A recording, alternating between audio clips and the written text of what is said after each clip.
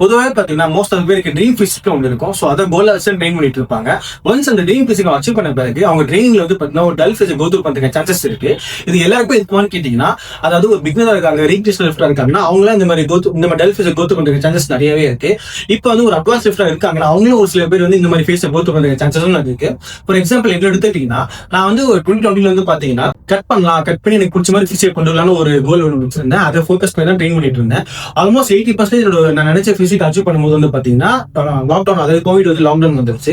So லாக்டவுன்ல ஜிம்லாம் close பண்ணதுனால further என்னால இந்த ப்ராசஸ் கண்டினியூ பண்ண முடியல. சரி நம்ம இதோட ஸ்டாப் பண்ணிக்கலாம் நினைக்கும் போது தான் சரி 80% கிட்ட வந்தாச்சு, ஏன் நம்ம ஸ்டாப் பண்ணணும்னு நினைச்சு வீட்லயே வந்து பார்த்தீங்கன்னா ஹோம் ஒர்க் இதெல்லாம் பண்ணி நான் நினைச்ச பிசிக்கை ஆல்மோஸ்ட் கொண்டு வந்துட்டேன். ஒன்ஸ் அந்த பேஸ் அச்சீவ் பண்ண ஒன்ஸ் அந்த ஃபேஸ் நான் முடிச்ச பிறகு என்னாச்சுன்னு பாத்தீங்கன்னா, என்னோட ட்ரைனிங்ல வந்து பாத்தீங்கன்னா நான் ஒரு டல் ஃபேஸ் வந்து கோத்ரூ பண்ணேன். அது எப்படி இருக்கும்னு பார்த்தீங்கன்னா, என்னோட ரிலேஷன்ஷிப் லிஃப்டிங்கே வந்து பார்த்தீங்கன்னா ரொம்ப கம்மியாயிருச்சு.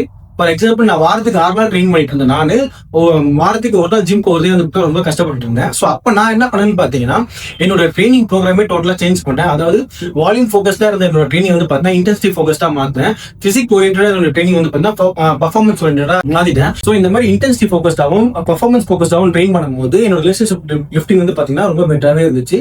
நான் இது கூட இன்னும் என்ன பண்ணேன்னு பார்த்தீங்கன்னா, எனக்கு பிடிச்ச ஸ்போர்ட்ஸ் வந்து நான் வந்து என்னோட ட்ரைனிங்ஸ்ல ஆட் பண்ணிக்கிட்டு ஒரு 3 to 4 days வந்து லிஃப்டிங் பண்ணும்போது நான் இன்னொரு 2 days வந்து பார்த்தீங்கன்னா அந்த ஸ்போர்ட்ஸ் வந்து ட்ரெயின் பண்ணிட்டு இருப்பேன். ஸோ அப்போ வந்து பார்த்தீங்கன்னா ரிலேஷன் லிஃப்டிங் வந்து ரொம்ப பெட்டராகவே இருந்துச்சு. ஸோ இந்த மாதிரி நீங்க டல் ஃபேஸ் வந்து நீங்க கோத்ரூ பண்ணும்போது உங்க ட்ரைனிங் மெத்தட் வந்து நீங்க லைட்டா மாடிஃபை பண்ணி ட்ரெயின் பண்ணும்போது உங்க டல் ஃபேஸ் வந்து நீங்க பெட்டராக ஹேண்டில் பண்ணலாம்.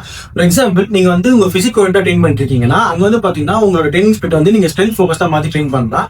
இதே வந்து நீங்க வந்து ஸ்ட்ரென்த் ஃபோக்கஸ்டா ட்ரெயின் பண்ணிட்டு இருக்கீங்க, அதாவது ஃபார் எக்ஸாம்பிள் வந்து நீங்க ரொம்ப வருஷமா வந்து பவர் லிஃப்டிங் ட்ரெயின் பண்ணிட்டு இருக்கீங்கன்னா அங்க வந்து உங்க ட்ரைனிங் மெத்தட் சேஞ்ச் பண்ணி நீங்க வந்து ஒரு ஹைப்போட்ராஃபி ஸ்பிரிட்டோ இல்ல வந்து கேலிஸ்தெனிக்கோ இல்ல டிஃபரெண்ட் ஃபார்ம்ஸ் ஆஃப் மூவ்மெண்ட் வந்து நீங்க ட்ரை பண்ணும்போது ஸோ அப்போ வந்து பாத்தீங்கன்னா உங்க டல் ஃபேஸ் வந்து நீங்க பெட்டராக ஹேண்டில் பண்ணலாம். இது தவிர்த்து உங்க லிஃப்டிங் வந்து நீங்க மெயின்டெனன்ஸ் ஃபேஸ்ல வச்சுக்கிட்டு உங்களுக்கு பிடிச்ச ஸ்போர்ட்ஸ் ஏதாச்சும் உங்க ட்ரைனிங் ஸ்பிரிட்ல ஆட் பண்ணிட்டு ட்ரெயின் பண்ணும்போது, அதாவது ஃபார் எக்ஸாம்பிள் ஒரு 2 to 3 days லிஃப்ட் பண்றீங்க, அதுக்கப்புறம் இன்னும் ஒரு 2 days வந்து பாத்தீங்கன்னா உங்களுக்கு பிடிச்ச ஸ்போர்ட்ஸ் நீங்க வச்சு ட்ரெயின் பண்ணும்போது உங்க ரிலேஷன்ஷிப் லிஃப்டிங் வந்து பார்த்தா ரொம்ப பெட்டராகவே இருக்கும்.